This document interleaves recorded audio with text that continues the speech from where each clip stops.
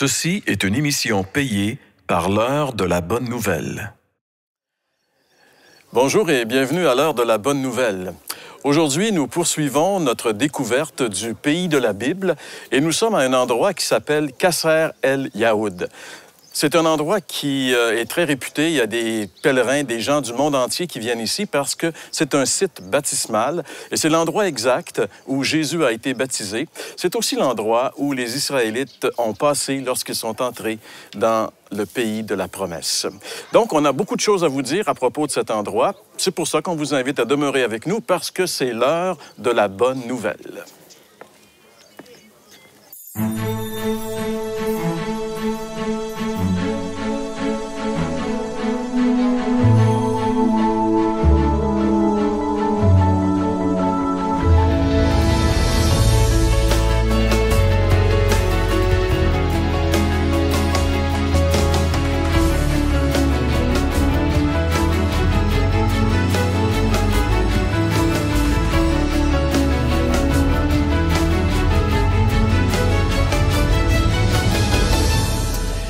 Eh bien, nous sommes maintenant rendus sur la frontière est du pays d'Israël, une frontière qui est une frontière quand même pacifique, avec un pays qui est en paix avec Israël, c'est-à-dire juste de l'autre côté, à quelques dizaines de mètres d'ici, c'est la Jordanie. D'ailleurs, on peut même voir d'ici le drapeau de la Jordanie. Il existe depuis 25 ans un traité de paix entre Israël et la Jordanie, ce qui fait que les gens peuvent circuler très facilement d'un pays à l'autre. Il n'y a pas de difficulté ici. Et ce qui permet également aux gens de toutes les nations de venir ici pour voir cette frontière, mais aussi parce que la frontière, c'est une frontière naturelle. Ce que vous voyez juste derrière moi, c'est le fleuve Jourdain, ce qu'on appelle le fleuve Jourdain. Pour nous, bien sûr, Québécois, ça fait un peu bizarre de dire fleuve, le mot fleuve. C'est surtout une rivière. C'est le Jourdain. C'est cette rivière qui est mentionnée tellement souvent à travers toute la Bible, particulièrement dans le Nouveau Testament, une rivière qui prend une importance primordiale pour Israël. Et ici, il s'est passé bien des choses. Aujourd'hui, c'est un site baptismal. On va en reparler dans une prochaine émission. Mais pour l'instant, on aimerait surtout souligner le fait qu'il y a plusieurs milliers d'années, s'est passé ici des événements très spéciaux. En réalité, le peuple d'Israël, les enfants d'Abraham, Dieu leur avait promis un endroit, un pays où ils pourraient résider en paix. Jusque-là, ce peuple-là, bien sûr, c'était pas encore un peuple, c'était une promesse que Dieu a faite à un homme, c'est devenu une famille. Et cette famille, 4 siècles plus tôt, avait dû fuir le pays ici pour... il y avait une famine et ils sont allés s'installer en Égypte.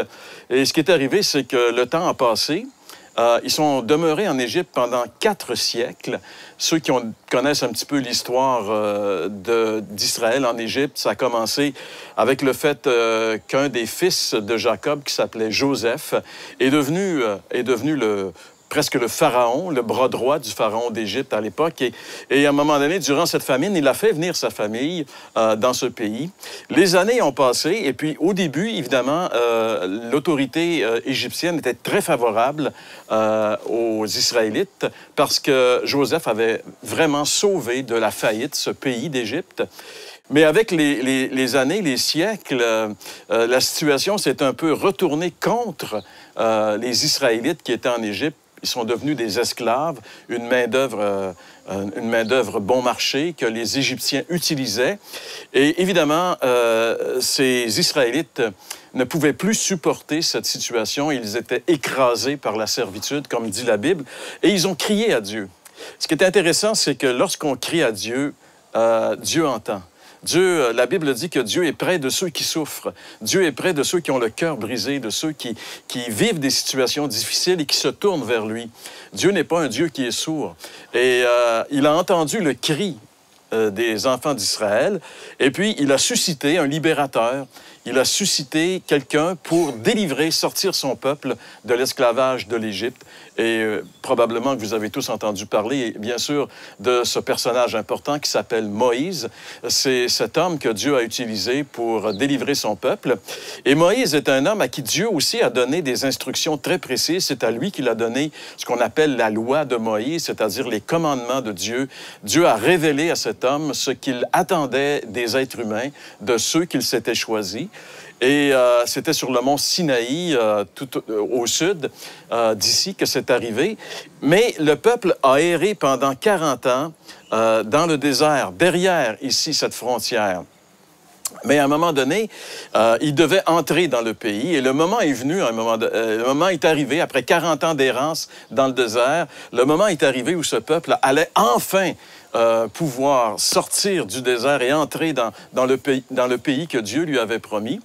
Et l'entrée dans ce pays s'est faite ici. C'est ce que la Bible dit. Ils ont dû, quand ils sont sortis d'Égypte, Moïse a dû fendre la mer Rouge afin que le peuple puisse passer. Et quand ils sont arrivés ici, un autre miracle du même genre est arrivé, c'est-à-dire que Dieu a ouvert les eaux du Jourdain afin que le peuple puisse passer à pied sec et prendre possession du pays que Dieu leur donnait. Et ce qui est intéressant de noter également, c'est que le grand libérateur du peuple d'Israël, Moïse, malheureusement, il n'a jamais mis les pieds dans la terre promise. Juste derrière, pas très loin ici, il y a une montagne qui s'appelle le mont Nebo.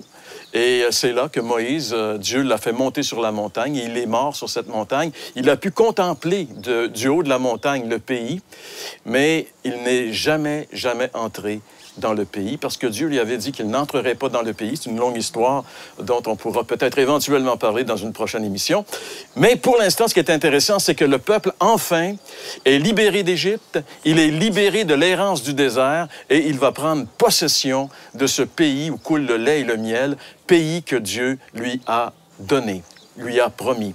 Et c'est ici que ça s'est passé, c'est ici que les eaux sont ouvertes et que le peuple est entré.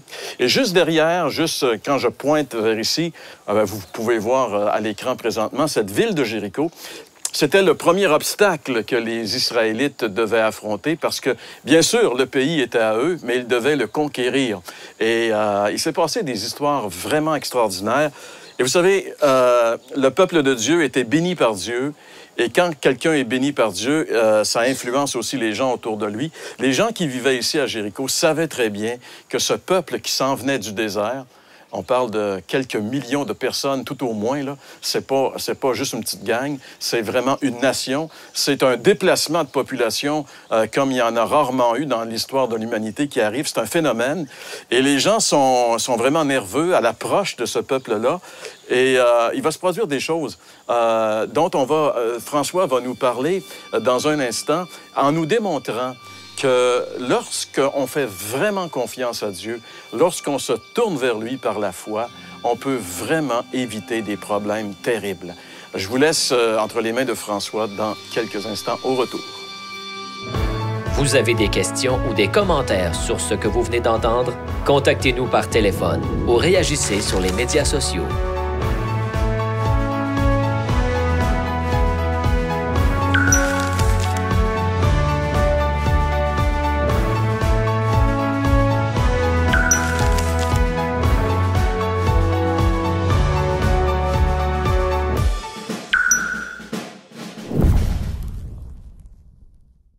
Jéricho. En effet, Jéricho, c'est une ville, comme Jean-Pierre vient de le dire, qui s'est passé vraiment plusieurs choses. Et j'aimerais m'arrêter, moi, maintenant, sur un événement bien particulier à l'entrée de la ville de Jéricho. Jéricho a été emmuré d'une façon toute particulière. C'était des frontières imprenables, en fait.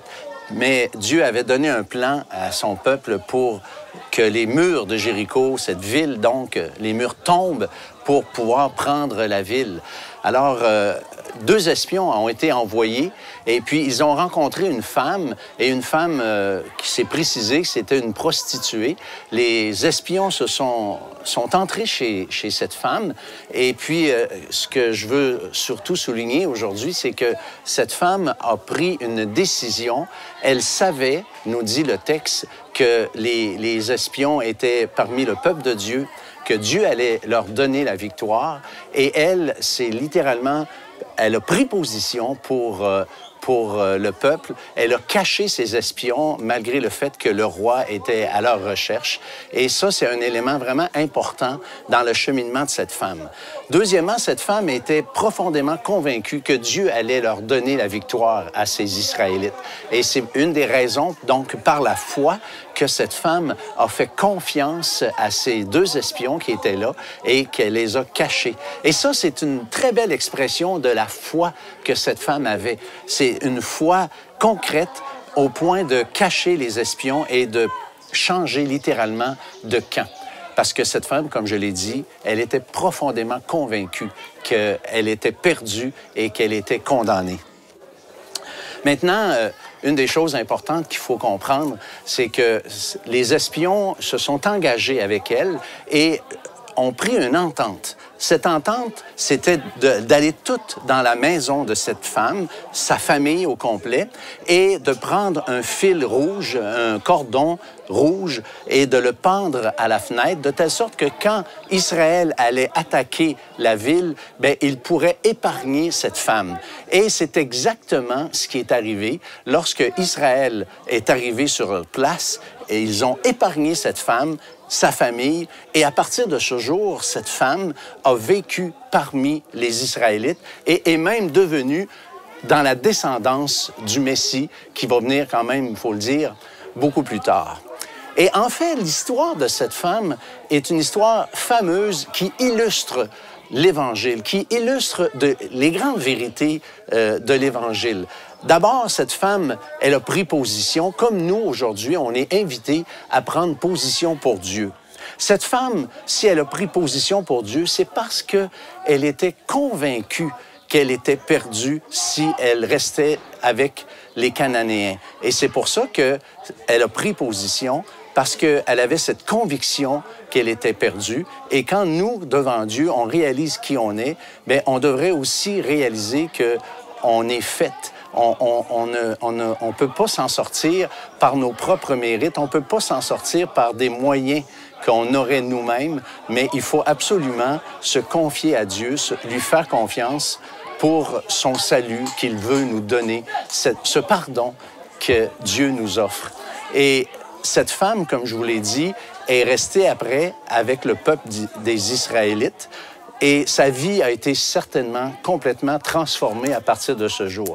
Eh bien, lorsqu'on vient à l'Évangile, lorsqu'on se convertit à Jésus-Christ, on s'identifie non seulement à Dieu, à Jésus-Christ comme son sauveur, mais aussi on s'intègre dans le peuple de Dieu. Alors voilà un peu le point où c'est tellement important de réaliser qu'on doit prendre position pour Dieu. Et dans un instant, Jeff va nous montrer, nous indiquer comment on peut encore aujourd'hui prendre cette position devant Dieu. Vous avez des questions ou des commentaires sur ce que vous venez d'entendre? Contactez-nous par téléphone ou réagissez sur les médias sociaux.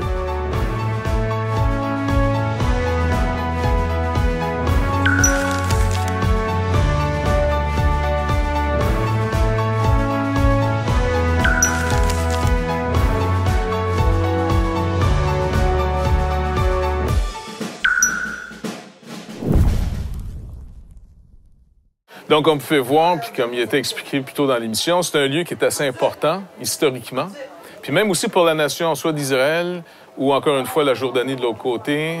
C'est un lieu où on amène aussi beaucoup de gens, des écoles, il y a des pèlerins d'un peu partout dans le monde entier qui viennent à ce lieu. Ce que j'aimerais qu'on puisse peut-être appliquer, vu qu'on a compris que finalement, le peuple a été formé surtout en Égypte, rappelez-vous, avec Abraham, Abraham s'en va finalement en Égypte, pas Abraham, c'est-à-dire, mais ses enfants vont partir plus tard en Égypte, et comme Jean-Pierre nous l'a mentionné plus tôt.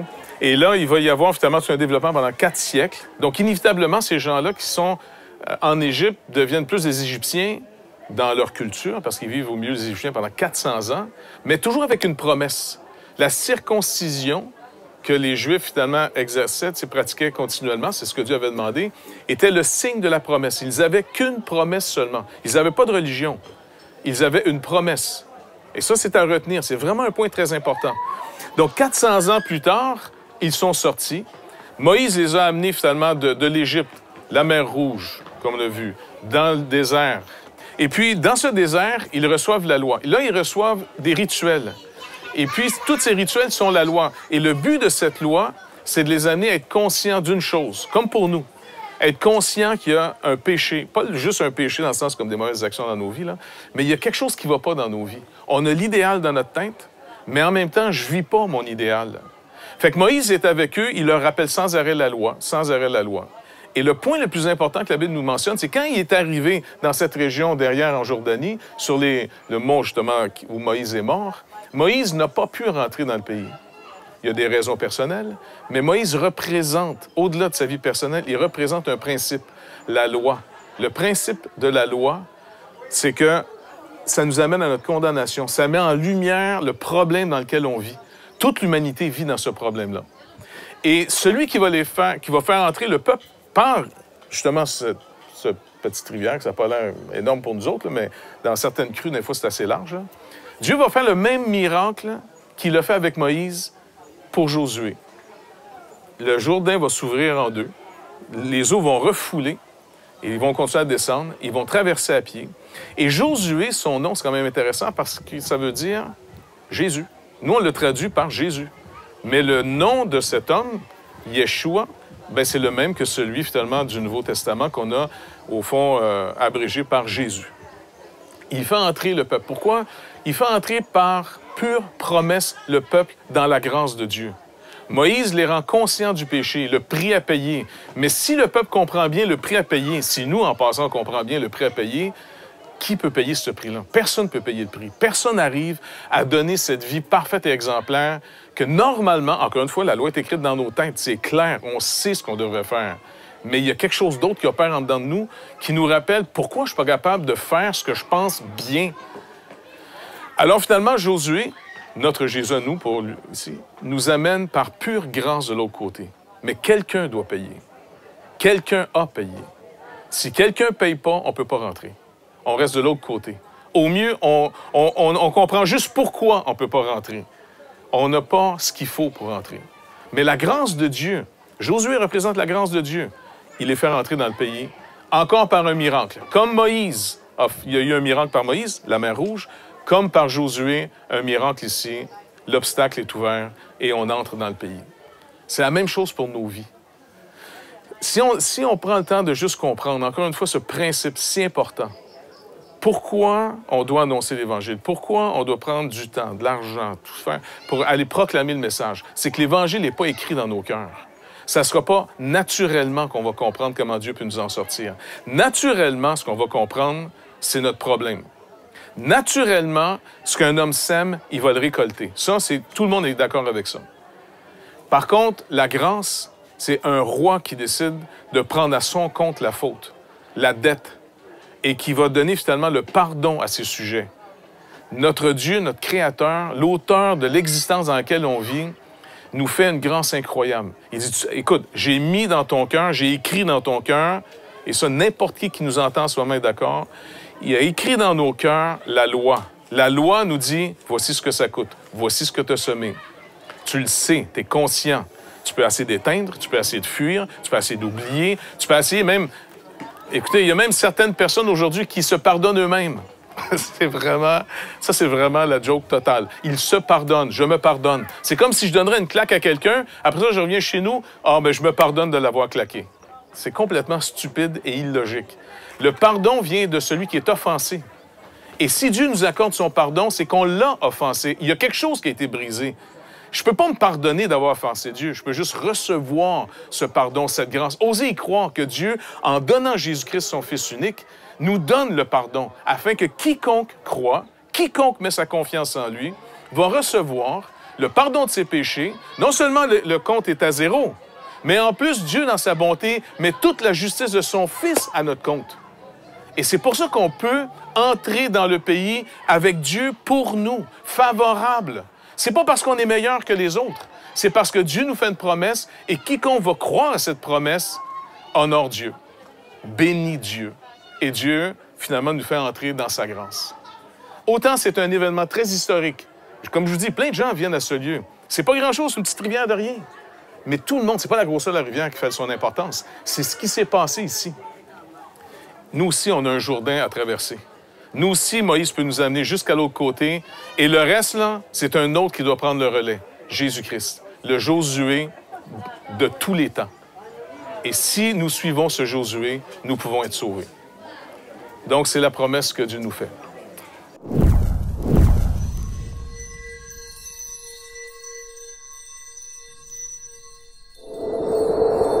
Je viens d'une famille de 4 enfants. Mes parents étaient extrêmement religieux. Donc, c'était basé sur des valeurs de respect, de politesse, puis d'altruisme, d'aider la société.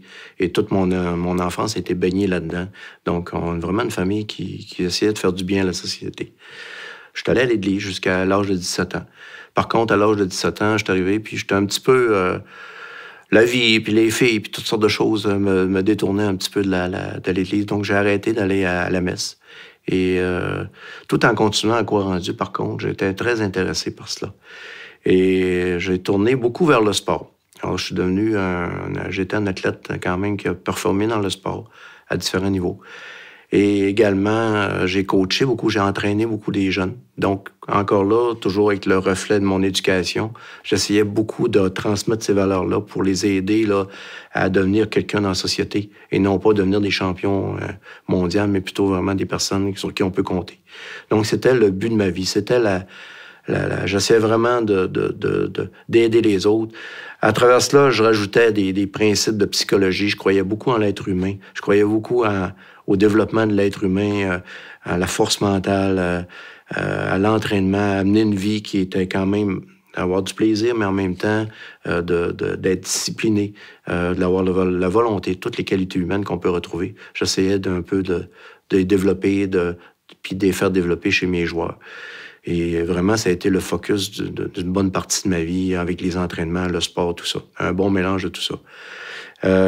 J'arrive à l'âge de 43 ans. Je viens de me marier. J'étais le bonheur ultime. J'ai du succès un peu dans le sport, un peu partout.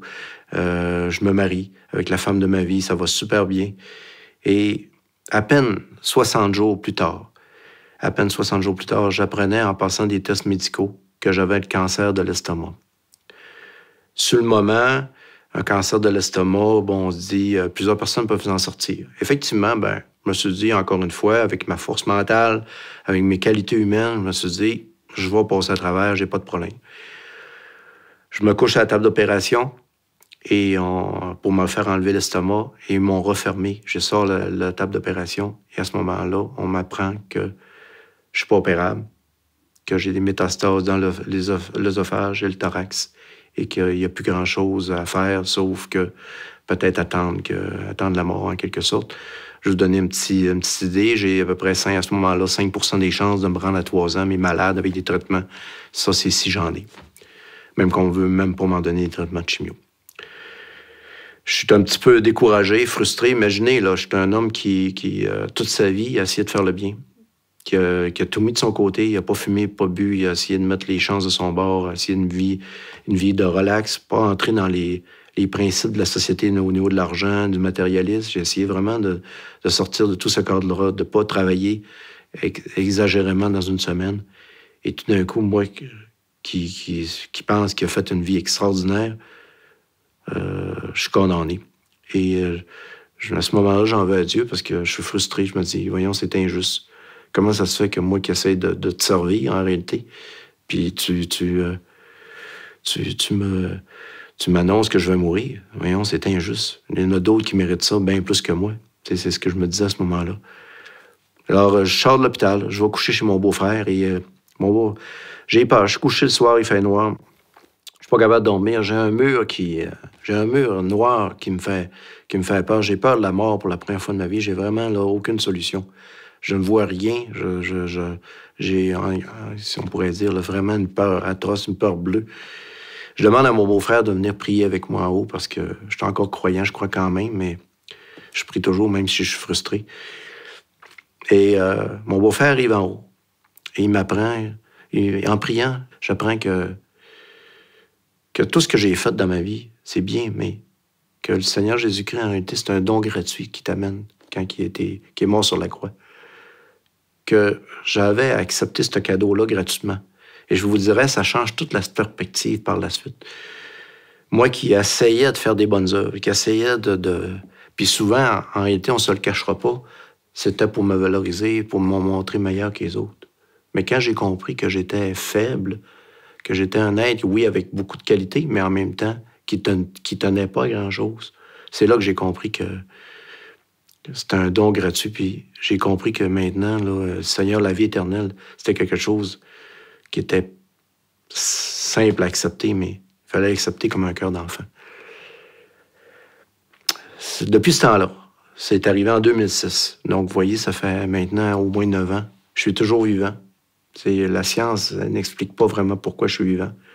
Moi, je sais que c'est Dieu qui m'a guéri. Et c'est vraiment... Depuis ce jour, depuis le jour de 2006, j'ai complètement... Le Seigneur me travaille tous les jours, constamment. Il me change constamment. Et je peux vous dire que j'essaie maintenant de promouvoir cela, de faire savoir aux autres cette chance incroyable que j'ai eue.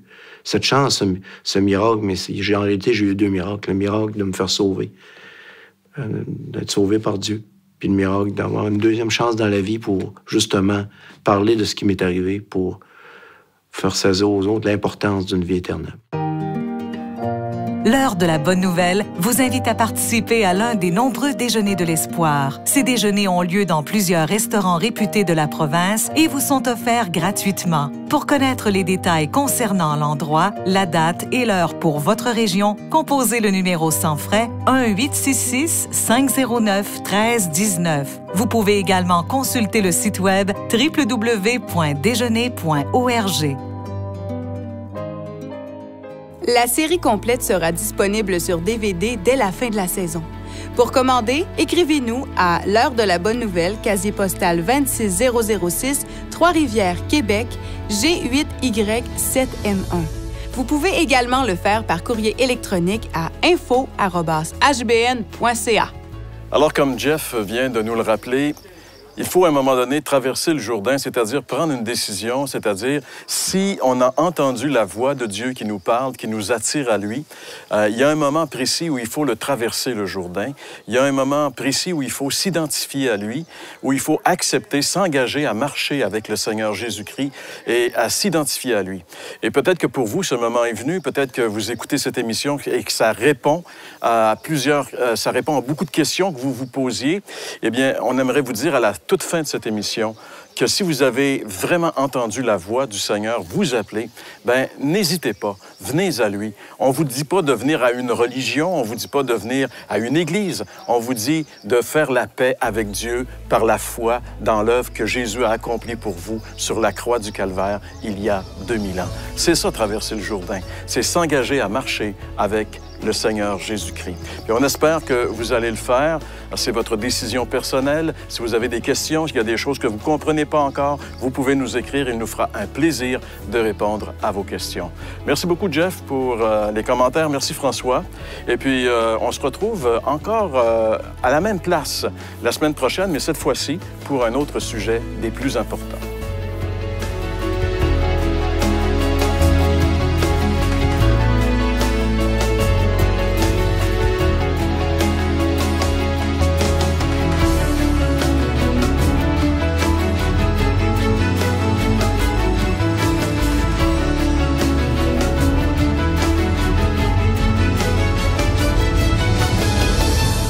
Ceci était une émission payée par l'heure de la bonne nouvelle.